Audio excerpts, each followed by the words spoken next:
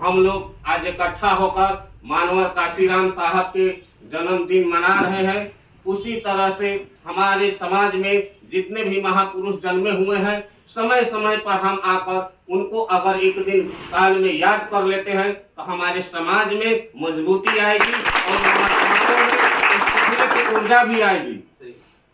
सच्चाई तो यही है कि मानवर काशीराम साहब का जन्म 1924 में पंजाब के एक राज्य में हुआ था और वहां से वो अपना पढ़ाई लिखाई करके और पूना में वो साइंटिस्ट के पद पर पदस्थापित थे। दोस्तों,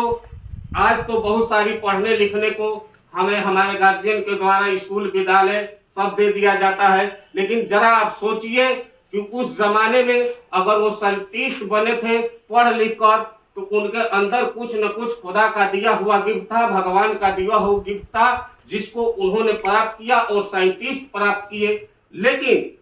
जब हमारा देश आजाद हो गया, पूरे दुनिया के अंदर जब आजाद होने के बाद भारत की संविधान निर्माता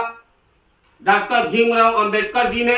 संविधान 1950 में लिखकर भारत को सौंप दिया और संविधान जब लागू हो गया तो संविधान की बहुत सारी चीजों को, चूंकि वो साइंटिस्ट है हमारे मानवर काशीराम साहब, वो समझ रहे थे कि संविधान में जो चीज लिखा हुआ है वो आने वाले हमारे पीढ़ियों को जगाने का काम करेगा। और इस देश में अगर हमारे समाज का उत्थान करना है, बहुजन समाज का उत्थान करना है, तो कहीं ना कहीं हमको इस देश का मास्टर चाबी जो राजनीति में होता है उसको प्राप्त करना होगा। और वो चाबी हम प्राप्त कर लेंगे तो हमारे दबे कुचले वंचित समाज, शोषित मुसलमानों का कल्याण हो जाएगा। 1956